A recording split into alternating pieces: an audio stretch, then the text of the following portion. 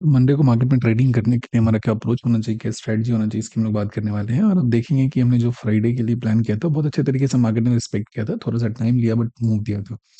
वो ये था कि बॉक्स था, इसी के बीच बाहर हमारा ट्रेड करने का प्लानिंग था। सारे मूविंग एवरेज के नीचे था। पहली बार देखेंगे तो यहाँ बहुत तगड़ा सा ग्रीन, दूसरा क्या हो गया, रेड हो गया। तो बहुत ज्यादा कन्फ्यूजन क्रिएट किया, यहाँ से शांत होता गया। और एग्जैक्ट 10:30 के आसपास जो मूव यहाँ पे स्टार्ट हुआ, देखेंगे मूव का बिगिनिंग टाइम क्या है, 10:30। और वहां से पूरा पूरा चला इस जगह तक, और लगभग लगभग आपका कितना, 887 से 671 प्लस पॉइंट का मूव आपको यहाँ पे मिल गया। स्लो मूव था बट प्रीमियम में ठीक ठाक का मूव हमें देखने को मिला था। हमने फ्राइडे का प्लानिंग किया था, वो तो सही तरीके से मार्केट ने रिस्पेक्ट करा है।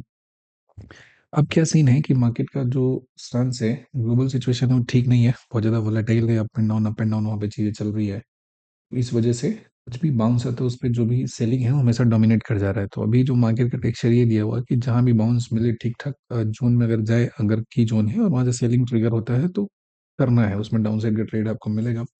और आप वहाँ पे ट्रेड है वो प्लान करेंगे, क्योंकि जो ओवरऑल टेक्सचर होता है ना मार्केट का, उसके डायरेक्शन में चलेंगे तो आपका बिना किसी स्ट्रेस का पैसा बनेगा। समझ गए बात। और अभी तो ये लगभग हमको लगता है कि शुरू हुआ है, यहाँ से जो चलने का नीचे का जो कहानी है जस्ट बिगनिंग है अभी यहाँ पे। लेट्स सी आगे के जैसे जैसे होता है कि जो फॉलो होने का मोमेंटम है वो कितना स्ट्रॉन्ग और यहाँ पे कैच करता है, उसके अकॉर्डिंगली प्ले किया जाएगा। लेकिन फिलहाल का जो सीन है वो निगेटिव डायरेक्शन में दिया हुआ है। ठीक है, चीज़ों को प्रेसाइज रखते हैं। बहुत ज़्यादा कहानी से क्या होता है, दिमाग में कन्फ्यूजन हो जाता है। तो ये पुरानी बातें, इन पुरानी बातों को क्या करते हैं हम लोग, यहाँ से हटा देते हैं। ठीक है, तो एक काम करते हैं, इनको हमने यहाँ से उड़ा दिया, कहानी हो गया खत्म। अब जरा ध्यान से बात समझो। ये कितना है मूविंग एवरेज पता है, हमने चार यहाँ पे यूज किया है कि 20 है, 50 है, 100 है, 200 है, सबके नीचे चल रहा है, यानी कहानी कैसा है, निगेटिव है। लेकिन अब यहाँ पे एक इंटरेस्टिंग बात हमें देखने को मिला है कि प्रीवियस डे में मार्केट यहाँ पे इस जगह तक गया था। ध्यान से देखिएगा, इस पर्टिकुलर जगह तक, और यहाँ से एक बाउंस लेकर हमारा ऊपर की तरफ एक जर्नी कहीं ना कहीं शो करने का कोशिश करा है। ये इस जगह पे अगर पहुंचेंगे तो इसका थोड़ा कलर चेंज करते हैं, क्योंकि रेजिस्टेंस नहीं है, सपोर्ट है। ठीक है, तो यहाँ से बाउंस लिया। ठीक है, और यहाँ पे जो इसका हाई देखेंगे ना, ये पॉइंट कैसा हो जा रहा है, 716 के आसपास है। ये माइनर जो लोकल रेजिस्टेंस है इसका ही काम करेगा।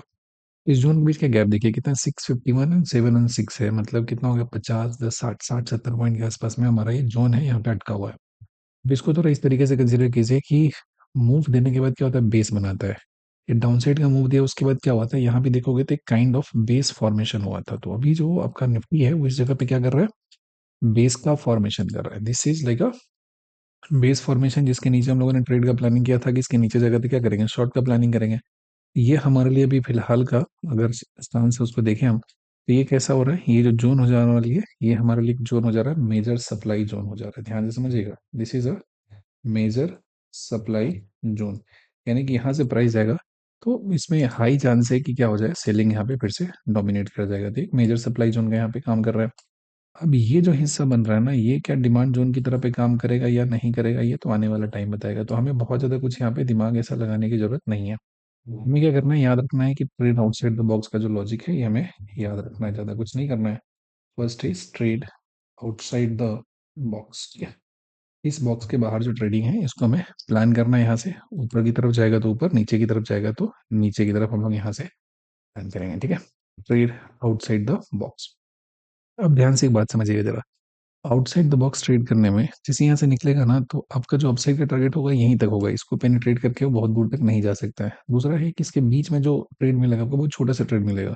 यहाँ से फिल करे तो नीचे का प्लान करेंगे, यहाँ से फिल करे तो ऊपर का प्लान करेंगे। बट मेरा जो कोशिश ये रहेगा कि इस जोन के बीच में जो ट्रेड है ना, उसको क्या करना है, अवॉइड करना है।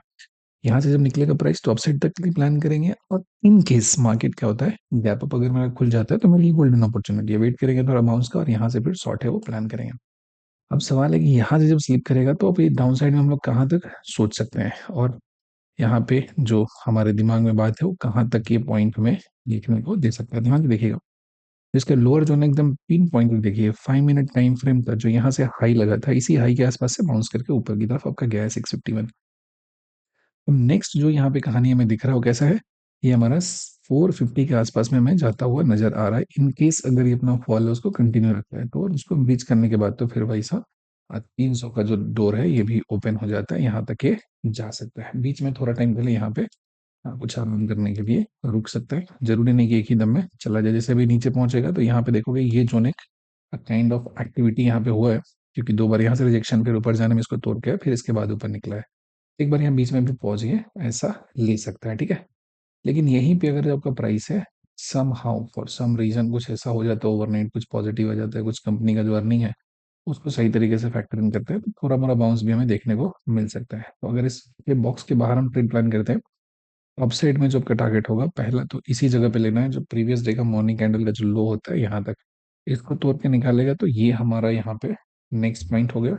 और ऐसा नहीं कि एक ही बार में सब तोड़ के निकाल दे, उसके लिए हैंकर शॉर्ट कवरिंग चाहिए। अगर चलेगा तो अकॉर्डिंगली हम लोग यहाँ तक प्लान कर सकते हैं। दिस इज द मैक्सिमम जिसके चांसेस मुझे थोड़ा कम नजर आ रहे हैं। कई चांसेस यहीं से चाहे तो ऊपर जाके थोड़ा सा बाउंस लेके फेल हो जाए, या फिर यहीं से फेल हो जाए तो डाउन साइड का प्लान करेंगे। तो हमें बस इस जोन को यहाँ पे देखना है कि 651 से 716 के बीच में क्या होता है। ऐसा भी चांस है कि उसी के बीच में स्पॉट खुले और आपका साइडवेज हो जाए। तो इस बात को ध्यान रखिएगा, मोमेंटम जब स्टार्ट होगा ना तभी मोमेंटम बढ़ेगा।